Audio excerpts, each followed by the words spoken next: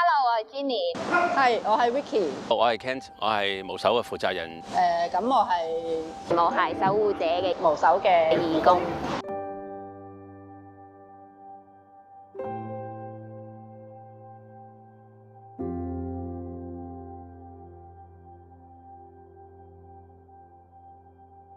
放棄咗份工咯，最主要係咁好多時間啦。放棄係所謂嘅私人時間啦，一定係咁同埋體力嘅付出咯。好多人覺得做義工好簡單，我哋嘅工作係冇休止啦。平時一返嚟就係要洗場啦，咁之後就要準備佢哋嘅午餐啦。咁午餐之後又收拾好，之後就開始放狗，臨尾又再洗場。我自己就係主要做救援嗰一 part 嘅。咁好多人會覺得做救援義工，我今日放假幫手捉隻狗啦，其實唔係咁簡單咯，因為你要捉一隻狗，你要好多時間去部署，點樣去捉，點樣去改變佢哋，又或者係用咩策略捉，要幾多人啊？你要去嗰個地方，你要有車，因為好多啲狗都係喺啲好偏僻嘅地方，咁變咗你其實救一隻狗咧係要好多時間，可能你係如果你一次就捉到嗰啲係好好彩咯，有啲可能係講緊我哋有啲狗係捉咗幾個月都未捉到，都會有唔出奇咯。所以其實付出最多嘅係時間咯。救嘅過程亦都好艱苦，好辛苦，勞師動眾，係非常之攰。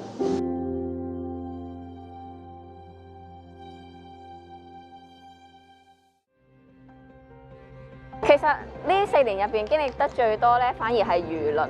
當然中間好多好難受嘅過程，好多輿論啦。因為好多人會覺得做義工，唔知點解香港人有一個心態咧，可能俾人呃得太多啊，覺得做義工咧係要傾家蕩產啦，臨死都要攬住隻狗啊，咁樣就為之最大愛最真心咯。同埋有好多攻擊嘅會嚟嚟去都係話呃錢啊，點解次次都揾啲咁傷嘅狗嚟救啊？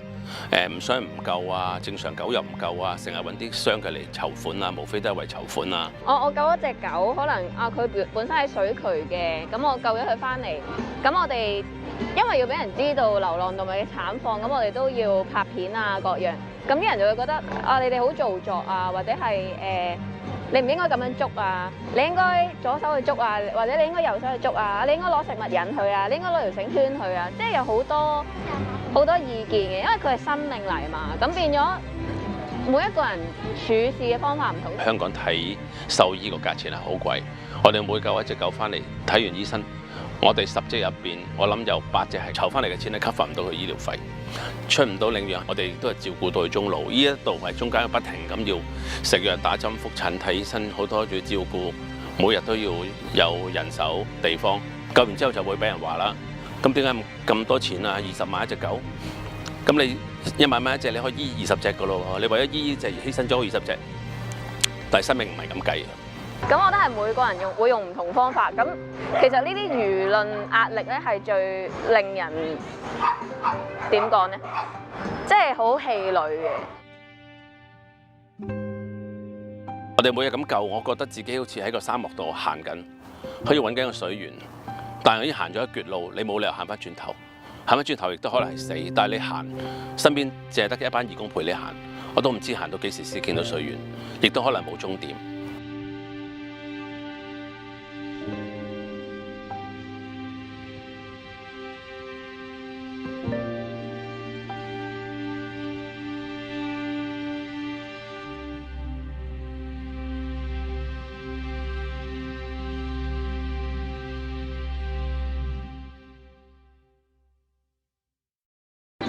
點解咁辛苦仲要做落去？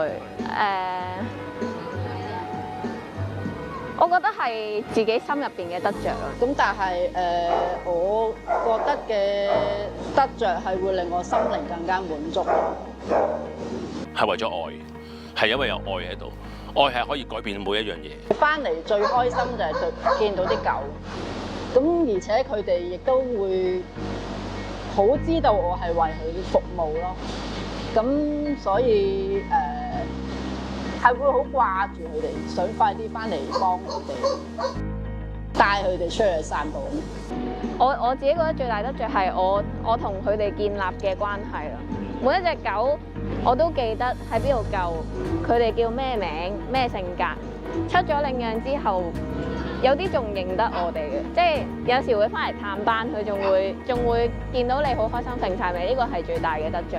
佢哋見到我洗地幫佢換水，佢哋會過嚟錫我啊，會親近我啊咁咯。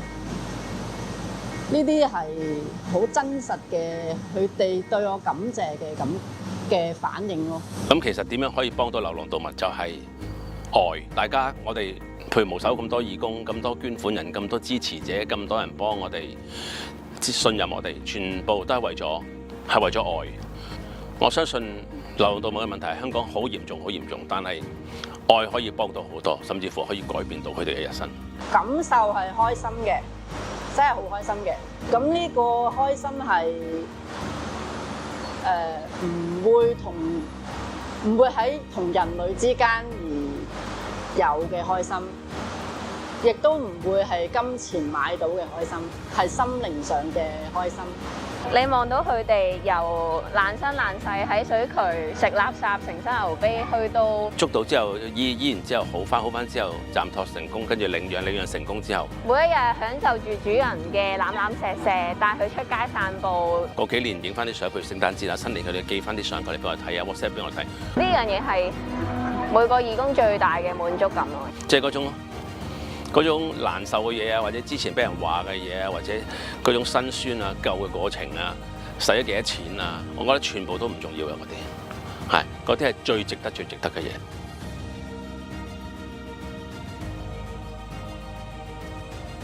我哋無涯守護者有一個理念啦，我哋無手嘅宗旨就係讓愛，讓愛終止流浪。